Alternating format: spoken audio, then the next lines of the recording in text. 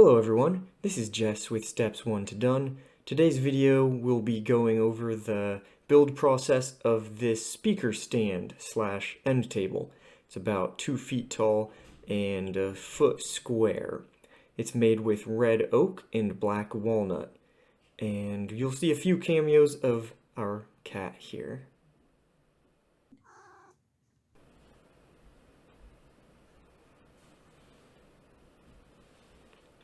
This old miter box is fun to break out and use, and really is a little bit easier if I'm trying to get exact, precise cuts, I suppose. And, half the reason why I like building stuff is just using my hands and having some peace out in the garage away from my normal job. So if I'm making a lot of loud sound and making more dust and all of that, it's not quite as relaxing for me. So you'll see me use this sometimes.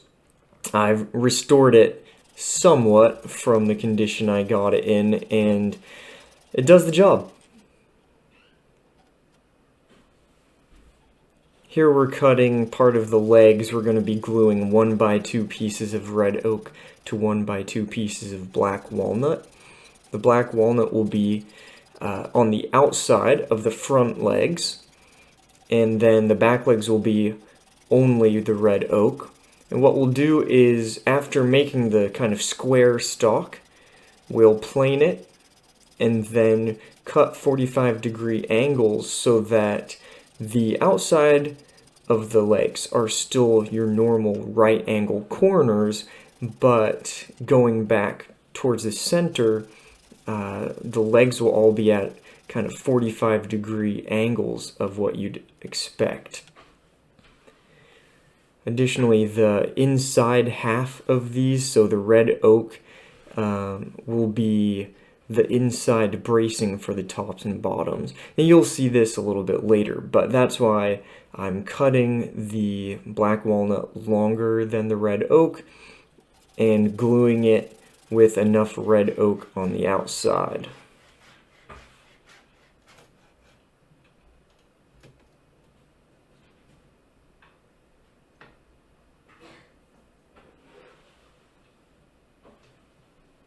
And right here you'll see the black walnut is longer than the red oak. That's because the tops and bottoms of the table will be glued kind of in that notch that's already there. And planing this down to size.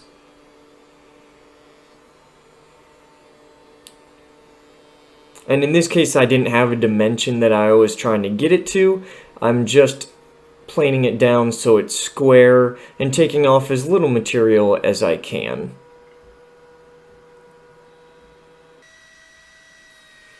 We'll speed it up here so that you can see the whole process without it taking quite as long.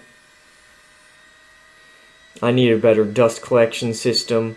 As you can see right now I have a dust catcher, like a hurricane bucket. I can't quite remember the name of this 5-gallon bucket with the lid connected to the shop vac, and it is painter taped and clamped to the dust port on this planer. It doesn't do a great job.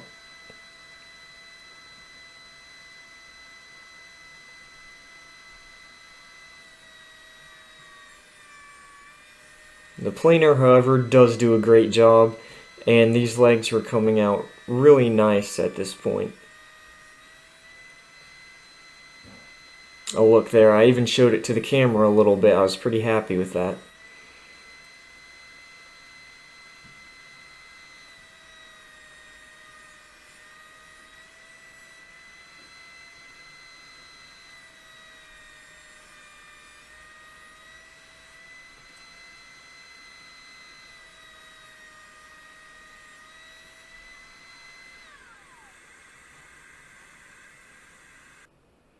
And here's where we'll cut the 45-degree angles.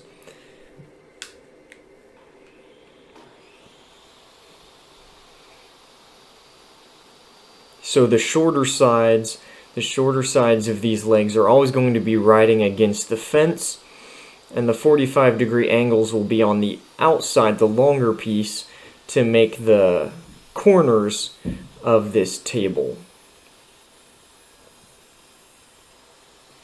This was some slow going. I think I need to replace the blade on this table saw, but the black walnut was a pretty hard wood here, and you'll see there's some burn marks on especially this, but on the red oak as well. So maybe at the next video you'll see a new blade and cleaner cuts.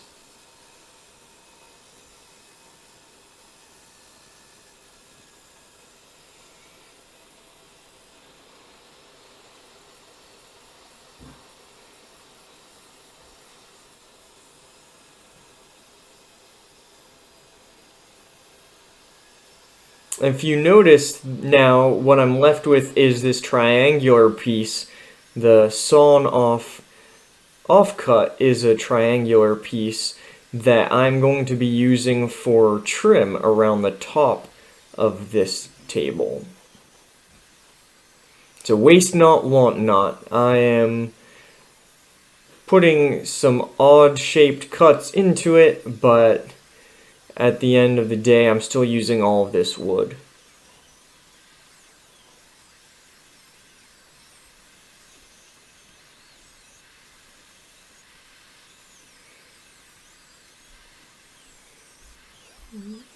And the table itself is inspired by the idea of Japanese lantern and Japanese temples. So you'll see this kind of idea played out in the structure of it, and also what I want to do is attach some lights on the inside, some LED strips, so that you can display a piece on the bottom platform.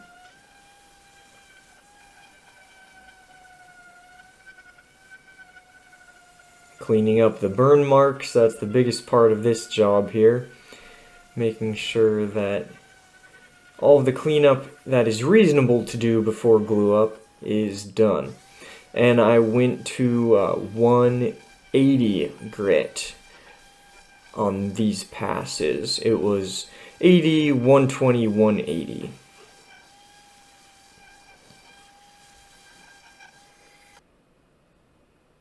And there I'm showing you the 180 final sanding.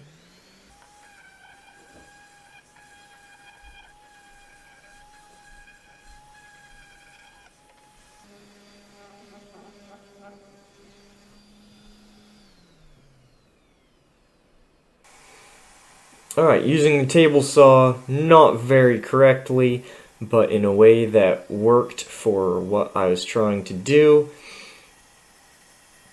So I'm riding the short side of the board along the fence. This is not good practice, just to let you all know. But I'm cutting the tops and bottoms of these.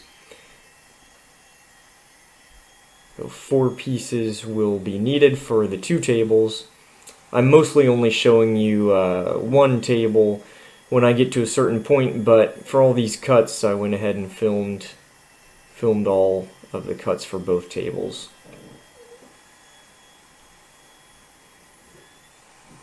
And as you can see, this is even burning more, partly because of my bad technique probably, but I do need to replace that blade. Now I'm using a stop block before the blade. If you try a cut like this where the offcut is between the blade and the fence, you have a high chance of it being flung back. And to avoid that, I just have the stop block before the blade. I set that against the board, and then as I move the board forward and the cut completes, it's not riding on the fence or anything else. So what I'm doing here is cutting those 45-degree angles that will allow the tops and bottoms of the table to sit right against the longer pieces of the legs that I cut. So you can see this here. The legs are being glued, and we have the tops and bottoms. I tried a few different things, so picture frame clamps, regular bar clamps, and now cutting the braces for the inside of the table. So at the top I'll be using 1x2 for the trim slash bracing. They aren't really aprons. They aren't doing a lot for the legs, but they do help some. And the bottom will be a 1x3, and I'm using that as a small platform at the bottom of this table as well. So displaying an item or putting your records or whatever you want to do, this will be, again, hopefully lit up by some LED strips at some point, and maybe I'll do a YouTube short or something to show how that looks. But back on the good old Stanley miter saw, and keeping these offcuts here of the little triangular pieces you see, those will be used as the corner braces for these faux aprons.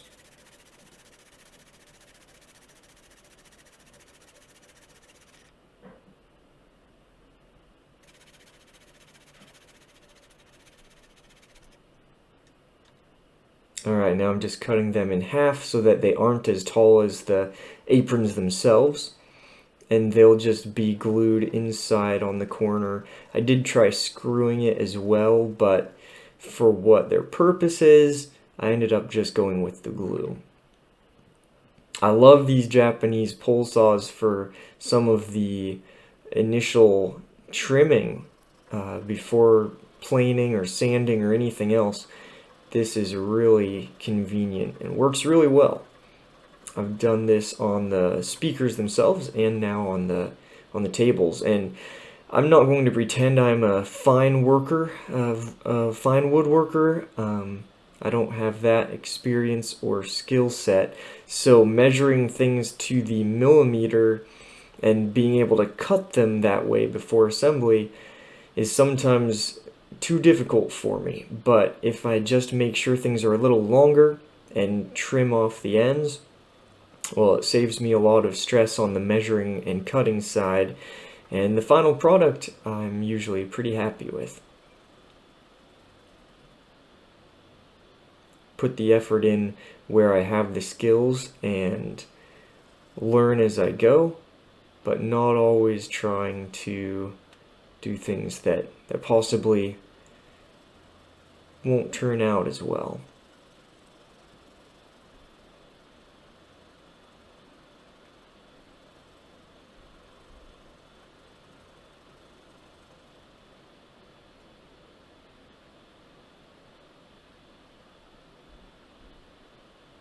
Pretty pleased with that. So I'll do that to the tops and bottoms of these tables, and then I'll just sand it flush on the sides as well. I don't need to remove all of the burn marks even, because there will be trim here, so my goal is just to get the legs and the base and the top all as flush as I can. When I cut the 45 degrees on the legs, it was not perfect. Sometimes the ends came away from the fence a little bit, so it cut more than it did in the middle. So this is just making sure that a piece of trim would lay flat and flush, even if it's not perfectly even on each side.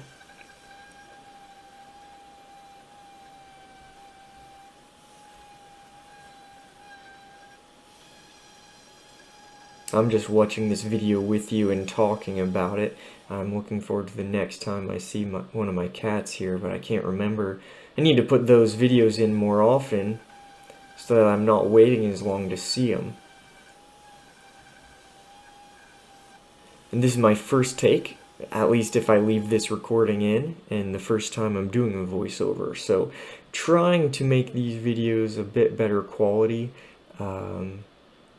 Oh, this part's satisfying. I'll be quiet here.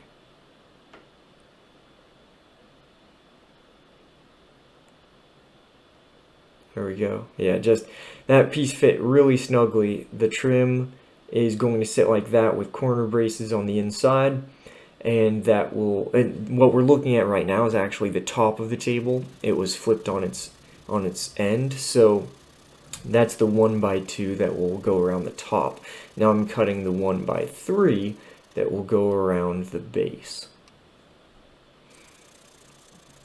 Yeah, so hopefully these videos are more enjoyable to watch, both with a little bit better lighting, sped up sawing, maybe me talking will make it a little more interesting, and then I know the cats will make it better as well.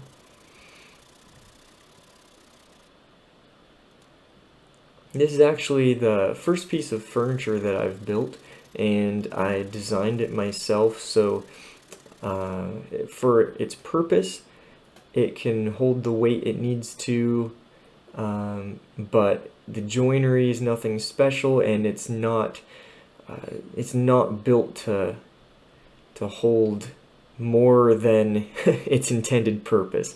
Let's say it like that. These 1x2s that are glued together are supporting a speaker that I've built, and not a lot of torque. It's not going to be moved around, but it does its job well, and it looks exactly how I wanted, really. So I'm really pleased with how it turned out. Now my wife and I just need to find something suitable to display on the bottom, which, out of our current choices, I think you saw at the beginning, is a small Gollum statue.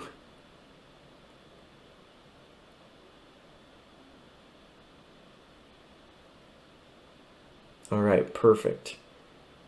That trim fits snugly as well, and learning the proper way of clamping all these in place, well, learning how to make it easier and work better. So even from the one end to the other, I actually cut some notches into these pieces of 2x4, just small offcuts of 2x4 that I cut 90 degrees in, so that I can use a clamp from one leg to the other at this strange 45-degree angle, and now it's a flat surface for my clamp. Nothing new, nothing special, but small and worthwhile improvement over what I tried to do at the top trim. And even just gluing these 4 little boards together, I've used pretty much all my clamps. So one thing I would like is to buy more clamps so I can build 2 small tables at the same time. It saves time to kind of work in an assembly line fashion, but a lot of times I'm having to do something on one table and then do it again, the setup and all of that on the other table. Also, what my camera is on, which is actually my cell phone, is a car dashboard phone holder that is connected to a clamp here, like what you're looking at, and then that is clamped to a stool. So I may be looking for a more professional way of attaching my camera as well. But let me interrupt myself, because the cat there again was exactly what I was waiting for. Yeah, so right here again, the camera is just sitting on a clamp, and that clamp is on a stool that I move around. One of the videos, the video I made for making the speaker cables, the phone was actually just resting on a drywall T-square that was suspended on my desk across 2 monitors, and it was just looking down on the top of the desk. So none of my setup is very professional at this point, but I have fun building things, so I wanted to go ahead and film it, and I'll slowly improve that whole setup.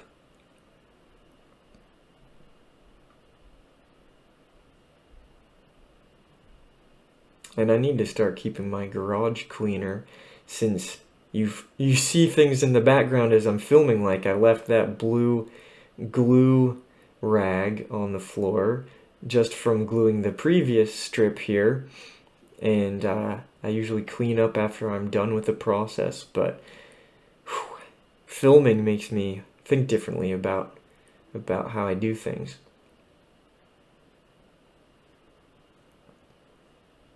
A little overkill on the clamps maybe, but it does the job. So what you're looking at is the bottom of the table.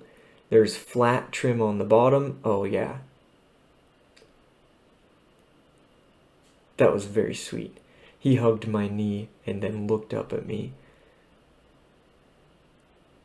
And now what you're looking at is the top of the table. So the top trim uses the 45-degree cutoffs. Those triangular cutoffs are going around the top edge. And the bottom is just flat strips that are cut off of a previous project, actually when I was working on the speakers. So this is nearly done, sanded and oiled in this shot. The feet will be some black chrome spikes that are made for speakers and speaker stands. And I think that's the next shot. Yeah, here we go. So just using small right angle to measure the same distance in from every side. One thing I forgot about, or didn't think about when I was doing this, was I don't have trim on the back of these speaker stands. So going in an inch from the back is actually a little bit different than going in an inch from the front. The sides are both the same though, and the back and front are both still centered pretty well under the legs, so not a big deal, but something that I would like to take into account on the next ones that I build, because I do plan on selling these. I'm getting a site in the works and selling speakers and speaker stands and cables and all of that as I'm learning and going. So if you'd like to support me there and enjoy some of these for yourself, you can go to the link in the description, tsoundsaudio.com.